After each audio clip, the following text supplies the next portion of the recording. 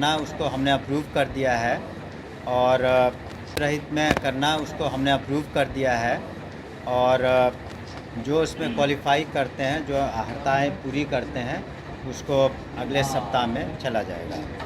और आपको बता दें, यूनिवर्सिटीज़ का भी जो ग्रांट था वो भी हम लोगों ने भेज दिया है। सर गेस्ट टीचर्स हैं जो 18 वाले और 23 वाले, उन लोगों को क्या अवसर होगा? एग्जाम देने के लिए तैयार है? नहीं, उसमें अभी कोई अंतिम निर्णय नहीं लिया गया है। हम लोगों ने उनको अपनी मांगों के साथ कार्यालय में बुलाया है सोमवार को, और उसमें जो उचित होगी, क्योंकि बहुत सारे शिक्षकों का सरकार ने उनको नियुक्त किया है, कई लाख शिक्षक नियुक्त हुए हैं, उनकी जो मांगे हैं उस पर हम लोग विचार करेंगे और जो निर्णय होगा उनसे अवगत कराएंगे। सर आपके पास शारीरिक पास अनुदेशक वाले जो फिजिकल टीचर आए हैं, तो वेतन के नाम पर बोले 8,000 रुपया मिल रहा है और होम भी नहीं है सर उसका। देखिए, ऐसा है कि वो रखे गए, लेकिन न सिर्फ शारीरिक शिक्षक वाले, आपको बता दें कि बहुत सारे अनुदान के मामले भी, जो अनुदान कह रहे हैं कि अनुकंपा के मामले थे, तो अनुकंपा का करीब 6,421 पोस्ट को हम लोगों ने करवाया और उनकी नियुक्ति शीघ्र हो जाएगी। तो एक एक करके जहाँ जहाँ ज़रूरत है उसके बारे में हम लोग निर्णय ले रहे हैं। रातों रात एकाएक सभी के बारे में निर्णय संभव नहीं है, और जो आवश्यकताएं हैं और जो हमारा बजट है उसको भी ध्यान में रखते हुए, समन्वय बनाते हुए हम लोग, आप देखेंगे शिक्षा विभाग में बहुत सारी लाखों के तादाद में नौकरियां दी गई, बीपीएससी के थ्रू, सक्षमता के थ्रू, अनुकंपा, और जो अन्य लोग हैं जैसे आपने बताया शारीरिक।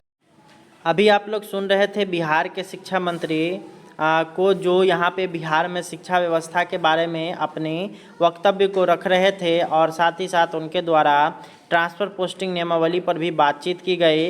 इससे रिलेटेड एक और खबर जो है यहाँ पे अखबारों में आया हुआ है, हम लोग उस खबर को देखेंगे। उससे पहले आप लोग हमारे इस channel SS classes by Saqib Ahmad में नए हैं तो इस चैनल को ज़रूर सब्सक्राइब करिए, और वीडियो आप लोग को पसंद आए तो इस वीडियो को ज़रूर से ज़रूर लाइक करिए और ज़्यादा से ज़्यादा शेयर करिए। तो यहाँ पर आप लोगों के लिए जो ट्रांसफ़र पोस्टिंग नियमावली को लेकर के खबर आई है, तो उसको हम लोग चलिए डिटेल्स में समझते हैं और आप लोग को पूरा डिटेल्स में समझाते हैं कि उसमें क्या क्या चीज़ें बदली हुई हैं और शिक्षकों के लिए उसमें क्या क्या चीज़ें आई हैं। सारा कुछ आप लोग को इस वीडियो में डिटेल्स में पता चलेगा। आप लोग इस वीडियो को अंत तक ज़रूर देखिए और वीडियो को शेयर करिए। तो चलिए बढ़ते हैं हम लोग आगे की तरफ।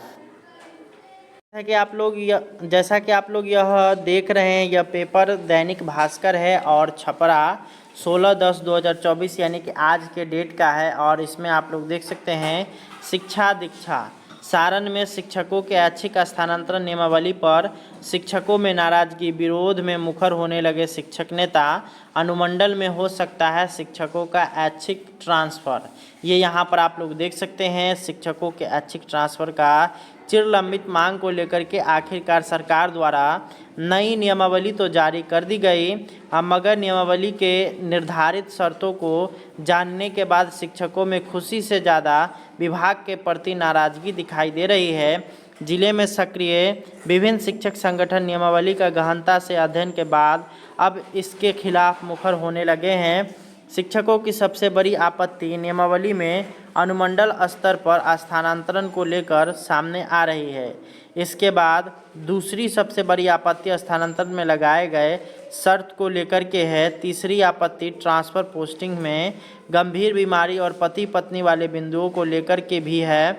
इसी तरह से सक्षमता पास शिक्षकों के स्थानांतरण के बाद योगदान और वरीयता को लेकर के भी सामने आ रही है।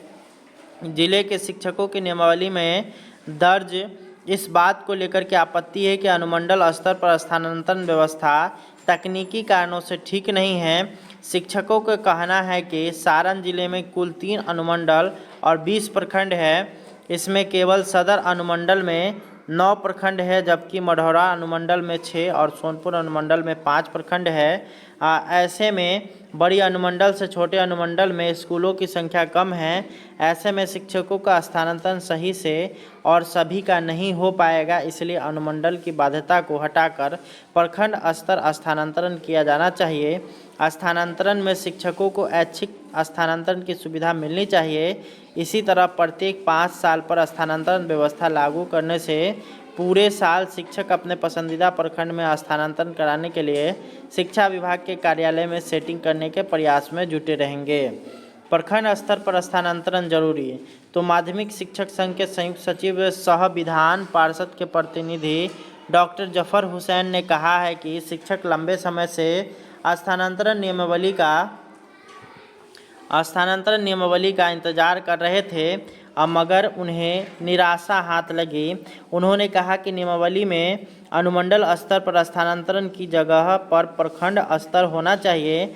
नई नियमावली से अधिकांश शिक्षकों को कोई राहत नहीं मिलने वाली है। जो नहीं हटना चाहते हैं उन्हें वहीं रहने देना चाहिए था।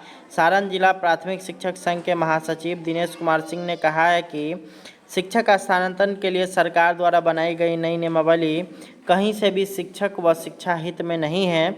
उन्होंने कहा कि असाध्य रोग से ग्रसित व विकलांग शिक्षकों के लिए जो प्रारूप दिया गया है वह कहीं से भी स्वीकार करने योग्य नहीं है। वहीं सेवानिवृत्त के करीब जो शिक्षक हैं उनका भी नियमावली में कोई व्यवस्था नहीं है। शिक्षिकाओं के लिए भी नियमावली में विशेष नहीं है। गुणवत्तापूर्ण शिक्षा बहाल करने में आएगी बाधा। परिवर्तनकारी प्रारंभिक शिक्षक संघ के जिला अध्यक्ष समरेंद्र बहादुर सिंह ने कहा है कि सरकार स्थानांतरण नियमावली के नाम पर शिक्षकों को गुमराह कर रहा है और उन्होंने इसे दोषपूर्ण बताते हुए कहा कि प्रमंडल स्थानांतरण के नाम पर शिक्षकों को प्रताड़ित करने का पदाधिकारियों के पास नया तरीका मिल गया है। नियमावली में महिलाओं के लिए भी विशेष कुछ नहीं है।